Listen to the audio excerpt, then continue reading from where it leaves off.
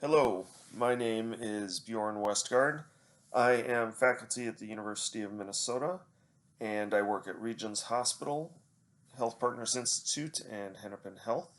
And I am beginning this didactic with a little 101 of structure.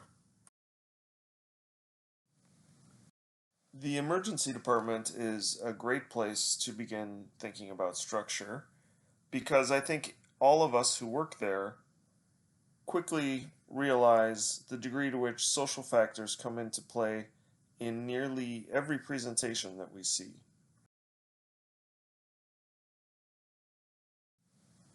We quickly become used to the idea of interconnectedness between our patients and all of those who care for them, including all of us in the department and the other specialties we work with, or clinics, other systems, other institutions, shelters, schools, etc., more generally in the world.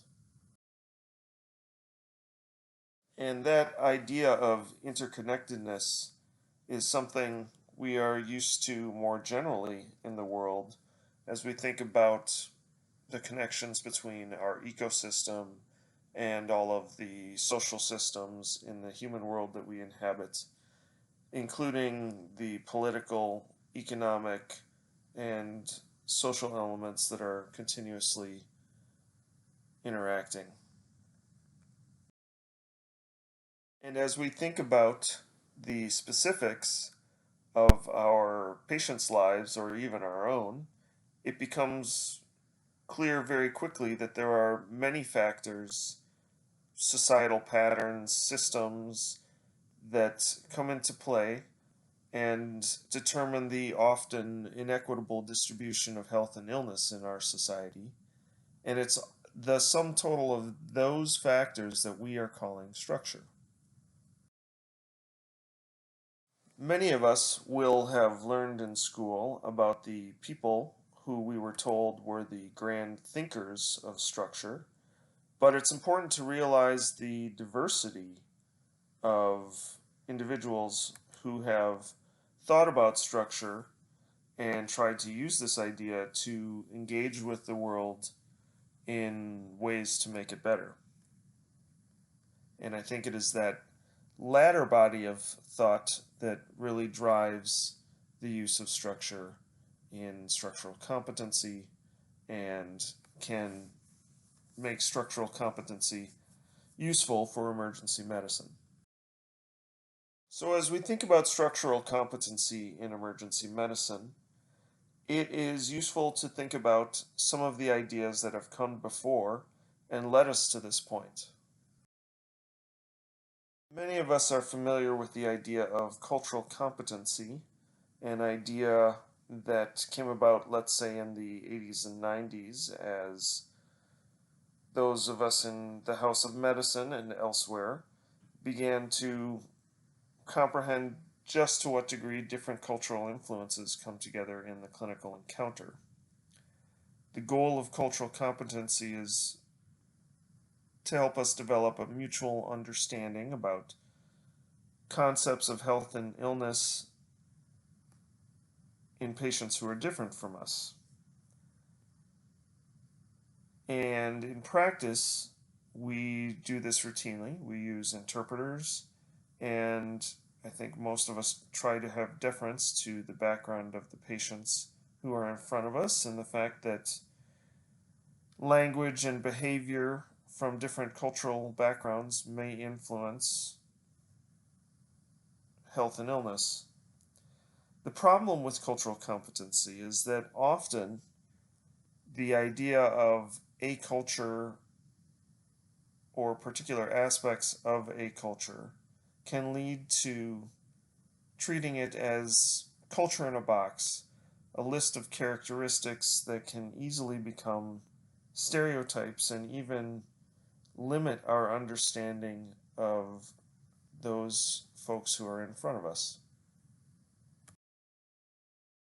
In response to this, over the last 2 decades, let's say, the idea of cultural competency has been replaced by the idea of cultural humility.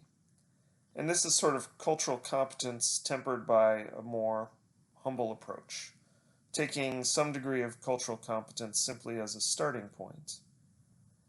And the goal is, again, simply to be able to relate to others regardless of what we may or may not know about them. And in practice, it requires us to really suspend judgment and to meet others where they are at, as well as to commit to our own learning about ourselves and the world that we inhabit and practice in, and our own self-reflection and critique about the behavior and background and position that we bring into each clinical encounter. And this is an improvement, but there is still, to some extent, a problem with it in that we may still focus narrowly on individuals and behaviors and backgrounds and single encounters as opposed to the sort of larger world that generates these. Which brings us to structural competency. And the goal of structural competency is to really try to re-articulate those aspects of health and disease that we may view as cultural and to see them as the result of a variety of institutional, political, economic, or other social determinants of health. And most of us are already very familiar with this in practice, in that we have social workers and case managers and financial counselors and a variety of other specialists who help us with the care of patients in the emergency department and the larger world of problems that may be contributing to their disease process.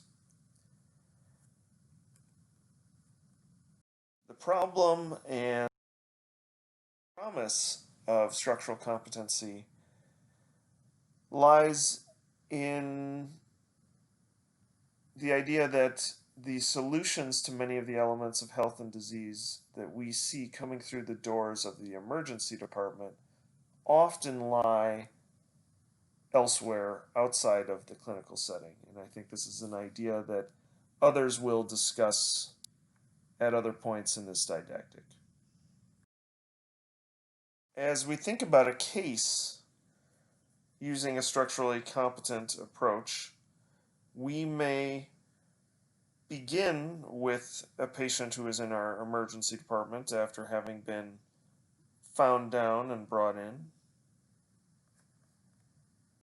But then we move upstream and see that, yes, they may have COVID symptoms and be hyperglycemic, hyperosmolar, but that this situation may be the result of, say, rationing of diabetes medications and working in the service industry, and that the stresses that lead to those elements are related to childcare and housing costs, and also the local health insurance market that has determined the degree to which a patient can get medication or have access to care. And that perhaps that work is related to the fact that manufacturing jobs have moved overseas. And that at the start of it all, perhaps that diabetes is related to a degree of neighborhood stress and healthy food availability.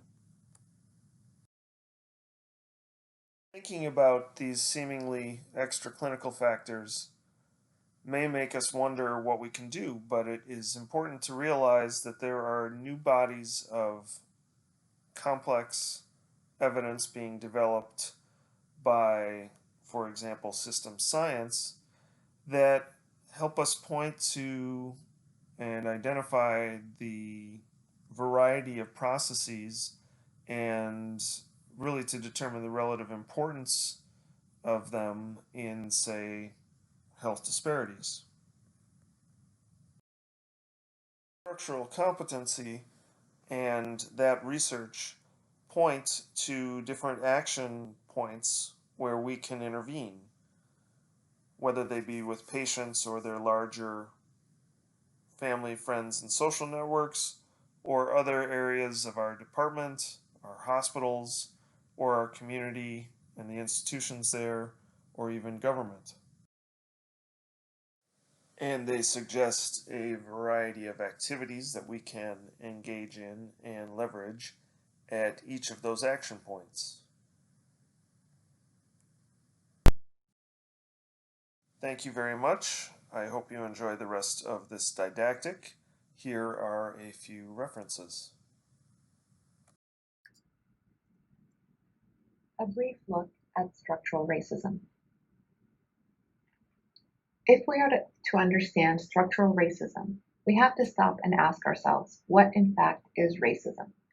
There are a number of definitions in use, the most familiar of which identifies racism as a function of individual belief or behavior, which may be explicitly or implicitly laden with racial prejudice.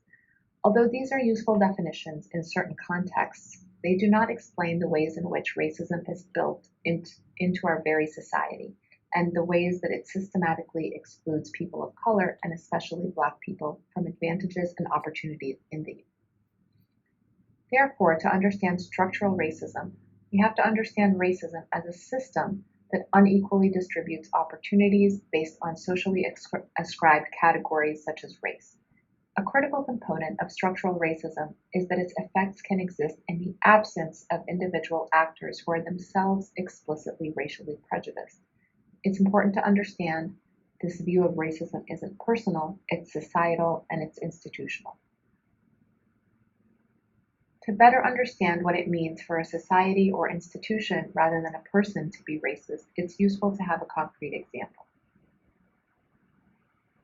We are going to talk today about housing because it's arguably the single most important mechanism of racism in the US. We've all heard that where you live, and especially your zip code, can determine your quality of education, your access to jobs, your life expectancy, and so much more. To fully understand how this happens, we have to take a trip back in time to the Great Depression, when there was widespread poverty and unemployment across the US. In response, the federal government enacted the New Deal, a series of programs, public works projects, and financial reforms aimed at mitigating the poverty and suffering of millions of Americans. The New Deal created many of the social safety net programs familiar to us today, like Social Security, and is widely lauded for its far-reaching successes in lifting Americans out of poverty during and after the Great Depression. However, the New Deal did not exist in a vacuum outside the Jim Crow era. In fact, it mirrored many of the prejudices of its time. For example, the Social Security Act excluded agricultural workers, most of whom were Black men, and domestic workers, most of whom were Black women. In fact, the Social Security Act excluded about 2/3 of the Black workforce during the Great Depression. The New Deal was also instrumental in reinforcing racial segregation in US housing.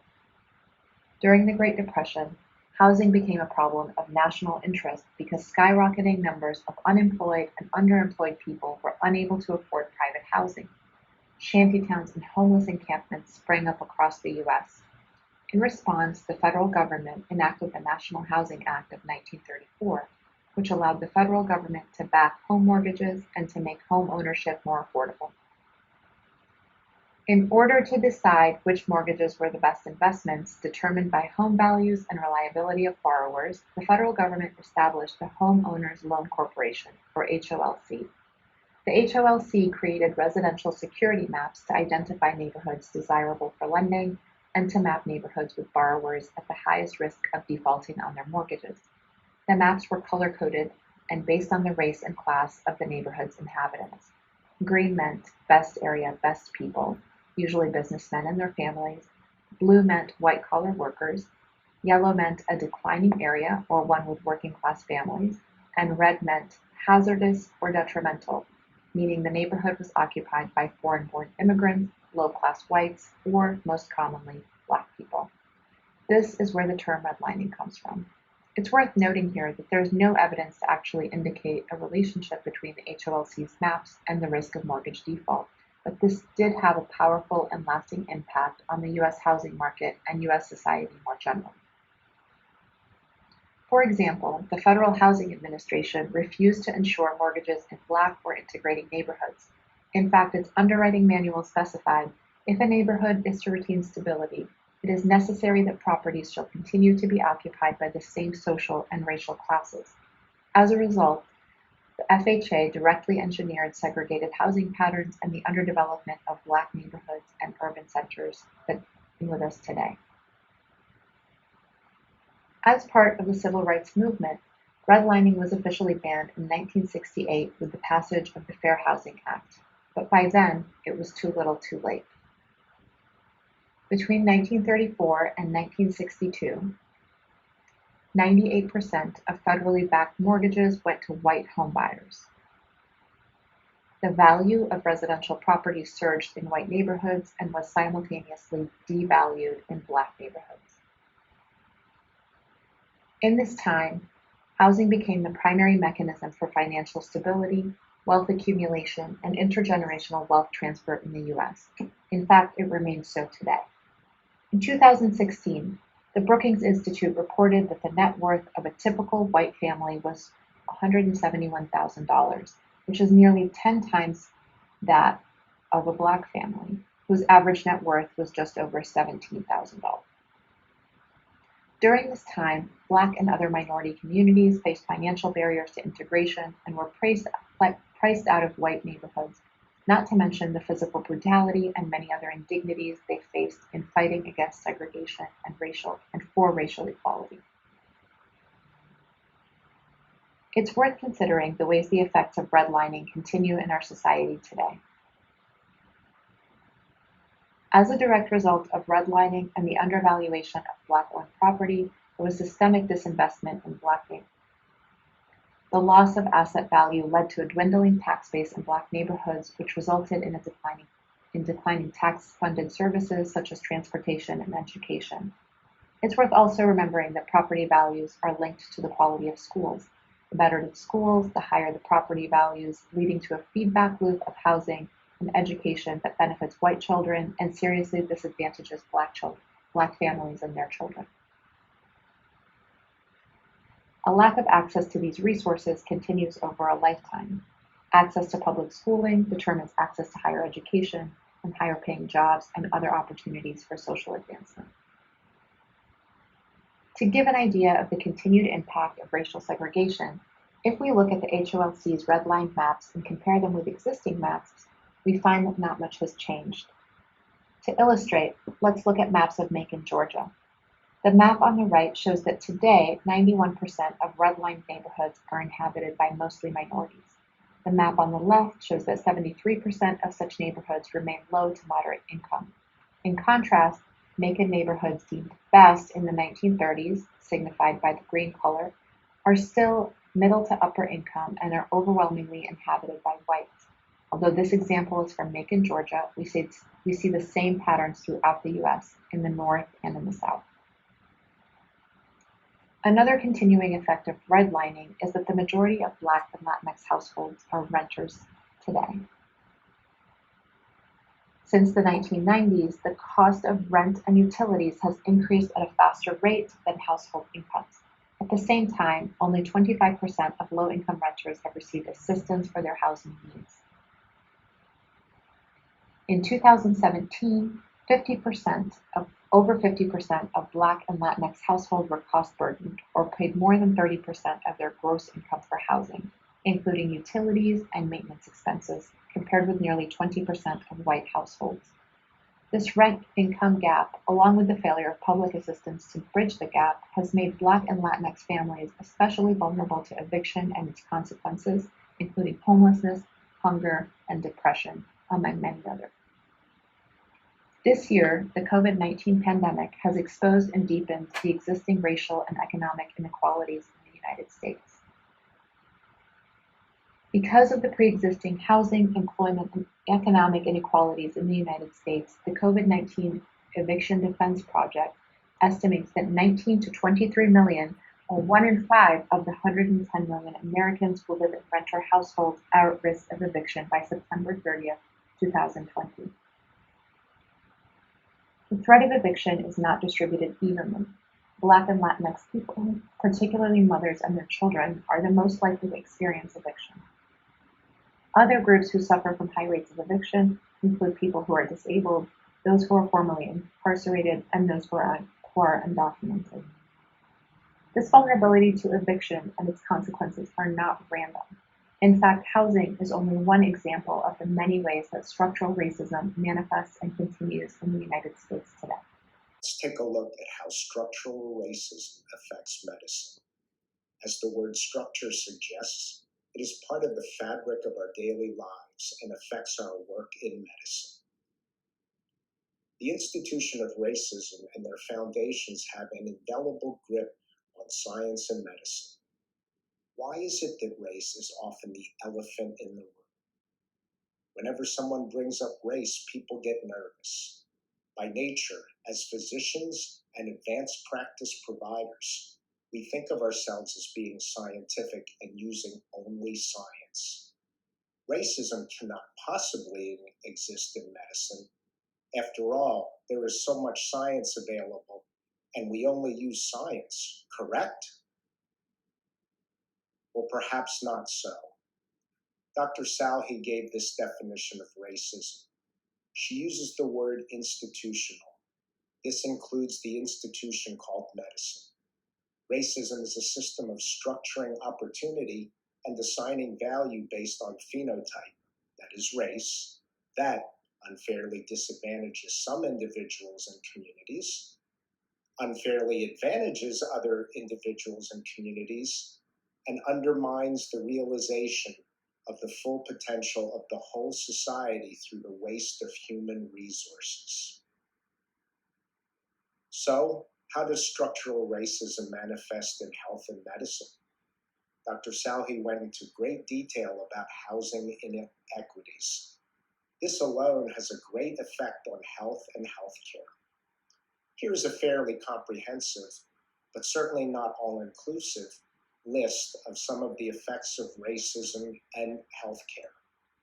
We are familiar with disparities in access. In the emergency department, we are the ones who see those who lack access. Institutional discrimination, differences in socioeconomic status, segregation, lack of access to healthy food, internalized racism, the psychosocial stress of discrimination, all of these play a significant role in the health of an individual and that of a community. The effects of structural racism have a cumulative effect that ends up being propagated through the generations. Epigenetics refers to differences in gene expression in the absence of DNA sequence variation, resulting in varying phenotypes. Several epigenetic mechanisms have been described. Perhaps the best described in humans is DNA methylation. DNA methylation is often associated with downregulation of gene expression and can affect cellular function. It is associated with cardiovascular disease, cancer, and preterm birth. Air pollution, psychosocial stress, both of these have been shown to lead to DNA methylation. And there's a growing body of literature examining epigenetics as a potential link between differences in environmental exposures and health disparities. There is a strong rationale to consider developmental and epigenetic mechanisms as links between social and environmental factors and adult race-based health disparities in conditions like hypertension, diabetes, and cardiovascular disease. And how about this for structural racism affecting healthcare? the distrust of the medical system by underrepresented minorities caused by us, the physicians. Science and medicine had a role in the development and preservation of the manufactured idea of race as a biologic construct. Revered as the father of modern gynecology, Dr. James Marion Sims developed pioneering tools and surgical techniques related to women's reproductive health. Dr. Sims invented the vaginal speculum, a tool used for dilation and vaginal examination. He also pioneered a surgical technique to repair vesicovaginal fistula, a common 19th century complication of childbirth in which a tear between the uterus and the bladder caused constant pain and urine leakage. He performed his research on enslaved Black women without anesthesia. Today we know 3 of the names of the female fistula patients from Sims' own records: Lucy, Anarcha, and Betsy. This is Anarcha. She was a 17-year-old enslaved woman who had a very traumatic labor and delivery. After 30 operations over 4 years, he finally perfected his method. He didn't use anesthesia for any of those surgeries. His decision to not use anesthesia was based on his misguided belief that Black people don't experience pain like white people did. It's a notion that persists today, according to a study conducted at the University of Virginia and published in a 2016 edition of the Proceedings of the National Academy of Sciences. Some 150 years later, after Dr. Sims was practicing, the idea that Black people have different nerve endings or thicker skin and feel less pain persists. So, what about the actual daily practice of medicine? Race-based medicine is something that we commonly practice. Race-based medicine is structural medicine, or structural racism in medicine. It exists in our daily practice. Let's take a look at equations and calculations. We use a formula to estimate glomerular filtration rate as a marker for kidney function. In the emergency department, we might typically need this number for something like drug administration. On your mobile device, you'd calculate GFR by entering creatinine, age, gender, body surface area, and race. And on the buttons, race is either Black or other. So you can play around with it yourself. You'll see that by simply changing race, the GFR changes. Choosing Black will actually increase the estimated GFR, sometimes by up to 20%. Well, why do we do this? So many years ago, scientists noted higher creatinine levels amongst Black patients. It was simply thought that Black people were more muscular and therefore released more baseline creatinine. A correction factor was developed. It was developed without any real scientific measurement. This has been passed along over generations as fact. So here's an example of some of the formulas used to estimate GFR. You can see, all things equal, that for 2 of the formulas, a Black subject has a higher GFR and would thus be considered to have better renal function. In this case, the Black subject would be considered to have mild renal failure, whereas the white subject would be considered to have moderate renal failure. Well, this has the potential to affect care. Perhaps the Black subject does not get a referral to a nephrologist because they might be considered to be simply having mild renal failure. The white subject ends up getting the referral to a nephrologist and overall ends up with better short and long-term care. What about in further advanced kidney failure? So using the CKD EPI formula, And considering that a GFR of 29 or below results in one being recommended for transplant, here's what happens when Black race is applied. A Black person ends up with a GFR of 30, and the white person ends up with a GFR of 26. The Black person does not get referred for transplant, while the white person does. So think about this. Think about the long-term implications about health outcomes based on this simple yet widely used correction. What about pulmonary function? So in her book, Breathing Race into the Machine, Dr. Lundy Braun examines the history from long ago to the present on how correcting for race in measures of lung capacity became unremarkable scientific practice. Over the past century, the spirometer has gained widespread use across the world for the diagnosis and management of many respiratory diseases. Chronic respiratory disease, a major cause of disability and mortality, is defined by spirometry. But there's been variability in lung function measurements over time, within countries, within individuals, among groups, and among spirometers even. And all of this has complicated the interpretation of what is considered normal. Most commonly available spirometers correct or adjust for race in one of two ways: by using a scaling factor for all people not considered to be white, or by applying population-specific norms. In the United States, spirometers use correction factors of 10 to 15% for individuals labeled as Black and 4 to 6% for people labeled as Asian.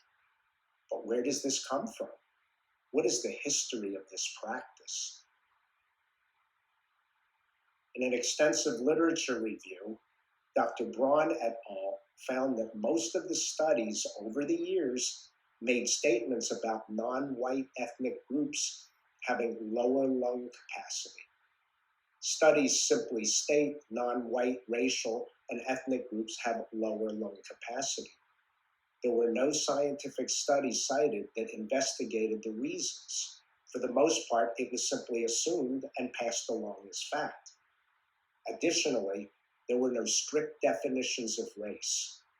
Now think about how you are asked to identify your race. It's self-identified. It's not measured in any formal way, and there's actually no accepted measure for race. So, given the correction, a Black person would need to have an even higher level of lung damage to show abnormal lung function. Think about the implications on referral and treatment. This is also a great example of a structural issue within the practice of medicine. The race correction is built into the spirometer, and it is the default setting. One needs to actively disable the function if you wanted to get rid of the race consideration. Race-based medicine shows up in our everyday practice. This article was recently published in the New England Journal of Medicine, and it challenges many of the race-based calculations and clinical algorithms. Read this. It is a nice summary and a real eye-opener for how we practice medicine, that is, race-based medicine. I'd encourage you to watch this TED Talk by Dr. Dorothy Roberts, an expert in this area. She nicely expands upon the problem with race-based medicine. Watch this with an open mind. It will give you something to think about. Race-based medicine. It is a problem with medicine and the care that we provide. Race is self-reported. I am an Asian American. However, I could, if I wanted to, identify as Black. Any of us can identify as whatever we like. Have you ever seen anyone identify the race for the patient? not even asking them, but perhaps making that decision by themselves? Well, typically it is done based on a visual assessment of melanin content. Does one really know? Thus, a subjective assessment has the ability to greatly influence care, mostly in a negative manner. What do you do about someone who is mixed race? What's the correction for that? Do you have to ask the percentage of a mix and correct based on that? Most of us don't make that correction. When you look at the literature, you will see what we saw with GFR and spirometry, that at some point in the past, observations were made and decisions were based on the intuition and not the scientific knowledge or due to scientific study. This then gets passed along the generations as fact. What does race-based medicine do? Race-based medicine allows for the ignorance of the social determinants of disease. Race-based medicine focuses the provider on physical factors of the patient. It attributes much of the determinants of health to age, sex, and hereditary factors.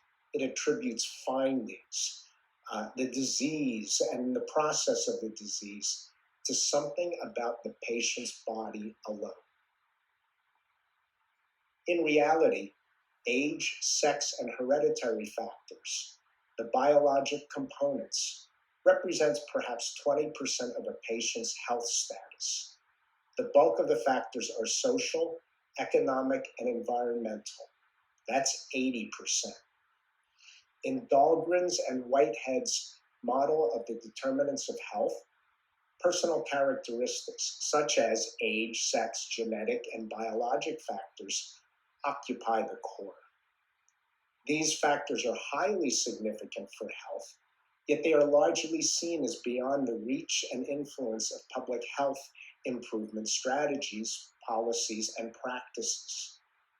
However, other factors that can in turn be influenced extend out in layers from the model's core. The vast majority of the determinants of health are largely social and are estimated to be around 80% of what determines a person's health. These include individual factors such as smoking, alcohol, and diet. They include social and community networks, where networks are family, friends, and other social contacts.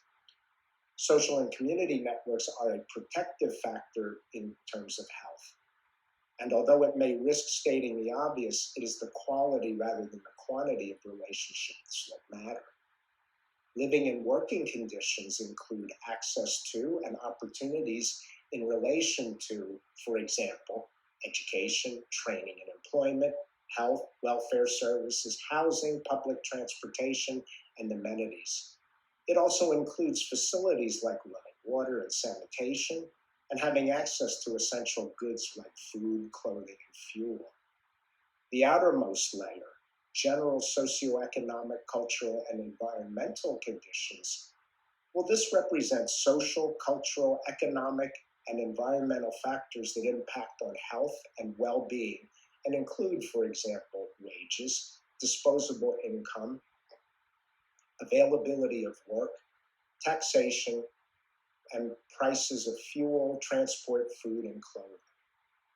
Structural racism affects these outer bands and results in significant effects on the health of an individual and of a population. In race-based medicine, we can ignore the effects of those outer bands. We can blame, so to speak, disparities on the person and not on the environment.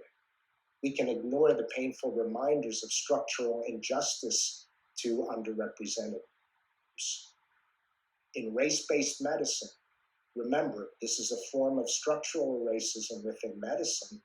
The social determinants of health, the circumstances in which people are born, grow up, live, work, and age, and the systems put in place to deal with illness are not prioritized as they should. We also do not get the chance to fix the disparities in what amounts to the largest influencers. Race, racism, structural medicine, and health, and medicine. So new concepts to consider as we think this through and think of ways to improve our practice of medicine, to improve on disparities. Race-based medicine is a structural racism in medicine. Racism is a major social determinant of health. Race is a social, not biologic construct. We as a collective have to be committed to defining race for what it is, a social construct and not a biological one. Where people are in the social hierarchy affects the conditions in which they grow, learn, live, work, and age, their vulnerability to ill health and the consequences of ill health. Race is a social determinant of health, and racism is a driving force of the social determinants of health, like housing, education, and employment, and it is a barrier to health equity.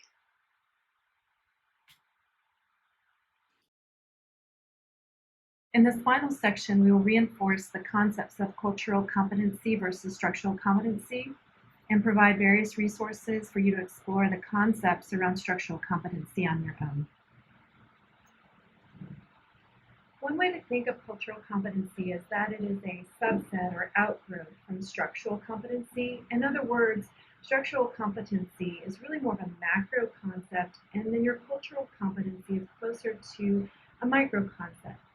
The cultural competency would then be a set of similar beliefs, knowledge, attitudes, or important policies of a system or group of individuals that then allows that group of people to work effectively in multicultural situations. But in order for those individuals to work towards cultural competencies, they also have to become aware of their own worldviews and acknowledge how they are the same or different from other cultures. Cultural competency in healthcare focuses mainly on identifying the clinician's bias and improving communication at moments of the clinical encounter. In 2000, the LCME introduced a standard for cultural competency for healthcare providers, and this means that they need to understand and respect the manner in which people of diverse cultures and belief systems perceive health and illness and respond to various symptoms, diseases, and treatments. The TACT, or the tool for assessing cultural competence and training, is a tool that you can find on the AAMC website. So as an educator, if you are interested in cultural competency and are looking for a mechanism or a tool to assess your learners, please check out that website. Structural competency really comes from the concept of understanding society as a whole and how it fostered and fosters discrimination of specific groups, whether this is racial, gender, sexual orientation, or other. It's, again, a little bit more of a macro concept born from conversations in economics, anthropology, sociology, social determinants of health, and really highlights economic and political conditions that produce health inequities in the first place, and includes but is not exclusive of systems such as education, housing, employment, earnings, credit, even media, and then healthcare, and also our criminal justice system. So again, an overriding concept.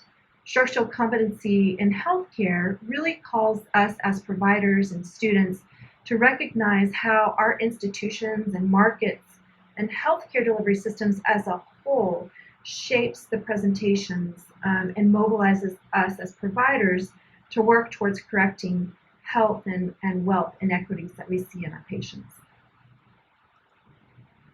And we all know that the emergency department is the safety net of the healthcare system, and we serve a critical role in caring for marginalized people. So incorporating structural competency into our emergency medicine practice and medical education is a pivotal tool for recognizing and addressing structural racism and inequities in the clinical encounter. How do we, as educators and clinicians, better understand the concepts around structural competency? It really seems a daunting task given the broad systemic issues but there are many resources for you to consider, of which we'll touch on a few. Please know that the presenters have no affiliation or obligation to the websites, TED Talks, or articles, but we appreciate their robust insight, vision, and action plans when considering this topic. One of the first websites for your consideration is the Urban Institute. Their mission is that they are a nonprofit research organization that believes decisions shaped by facts rather than ideology have the power to improve public policy and practice. They strengthen communities and transform people's lives in their communities as well. Their website showcases policy centers and initiatives, policy debates, partner projects, and they have virtual events for anyone interested. Embedded in the Urban Institute website is another section specific to gaining structural competency. It's called the Next 50. In this portion of the website, solutions to advance equity and expand access to opportunities are discussed. And they explore issues regarding housing, climate, finances, job quality, and other barriers to an equitable future. Another website